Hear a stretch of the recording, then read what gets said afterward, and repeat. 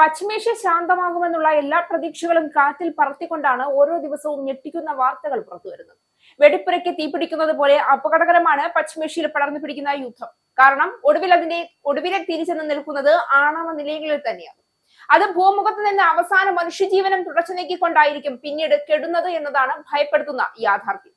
ആ ഭയത്തിന് കൂടുതൽ ഭാരം നൽകിക്കൊണ്ട് അറബ് ലോകത്തിന്റെ സുരക്ഷാ കവചമായി വിശേഷിപ്പിക്കപ്പെടുന്ന UAE അബുദാബിയിലെ ബറാക്ക ആണവ നിലയത്തെ ലക്ഷ്യമിട്ടുകൊണ്ട് ഡ്രോൺ ആക്രമണം നടന്നു കഴിഞ്ഞു. ഈ ഡ്രോൺ ആക്രമണ വാർത്ത അന്താരാഷ്ട്ര തലത്തിൽ വലിയ ആശങ്കയ്ക്കാണ് വഴിവെച്ചിരിക്കുന്നത്. പശ്ചിമേഷ്യയിലെ ഏറ്റവും സുരക്ഷിതമെന്ന് കരുതപ്പെട്ടിരുന്ന നിർണായക ഊർജ്ജ കേന്ദ്രങ്ങളിൽ ഒന്നിൽ തീപിടുത്തമുണ്ടായെന്ന റിപ്പോർട്ടുകൾ പുറത്തു വന്നതോടെ ആഗോള സുരക്ഷാ സംവിധാനങ്ങളും രഹസ്യാന്വേഷണ ഏജൻസികളും അതീവ ജാഗ്രതയിലാണ്. എണ്ണയും വാതകവും മാത്രം ആശ്രയിക്കാത്ത ഭാവി ഊർജ്ജ രാഷ്ട്രീയത്തിന്റെ പ്രതീകമായി UAE ഉയർത്തിക്കാട്ടിയ ബറാക്ക ആണവ പദ്ധതി ഇത്തരമൊരു ആക്രമണ ഭീഷണിയുടെ കേന്ദ്രമാകുന്നത് സാധാരണ സംഭവമല്ല എന്ന വിലയിരുത്തലാണ് വിദഗ്ധർ നടത്തുന്നത്.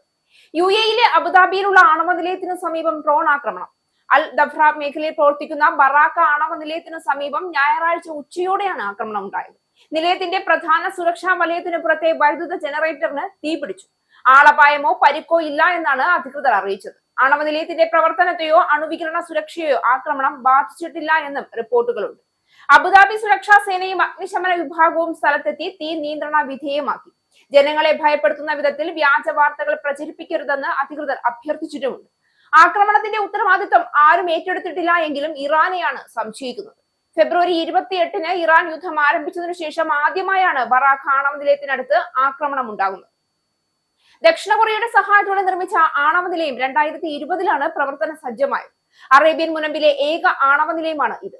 ഇറാൻ ഇസ്രായേൽ സംഘർഷം കൂടുതൽ രൂക്ഷമാകുന്ന സാഹചര്യത്തിൽ ഗൾഫ് മേഖലയിലെ തന്ത്രപ്രധാന കേന്ദ്രങ്ങളെല്ലാം തന്നെ ഇപ്പോൾ സുരക്ഷാ ഭീഷണിയുടെ നിഴലിലാണ് എന്ന സൂചന കൂടിയാണ് ഈ സംഭവം നൽകുന്നത്.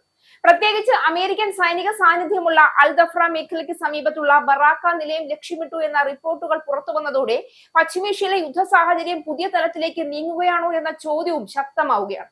ഡ്രോണുകൾ ഉപയോഗിച്ചുള്ള ആക്രമണങ്ങൾ ഇന്ന് യുദ്ധഭൂമിയിലെ ഏറ്റവും വലിയ വെല്ലുവിളികളായി മാറിയ സാഹചര്യത്തിൽ അത്യാധുനിക പ്രതിരോധ സംവിധാനങ്ങളുള്ള രാജ്യങ്ങൾക്ക് പോലും പൂർണ്ണ സുരക്ഷ ഉറപ്പാക്കാൻ കഴിയുന്നില്ല എന്ന യാഥാർത്ഥ്യവും ഇതിലൂടെ വീണ്ടും വ്യക്തമാവുകയാണ്.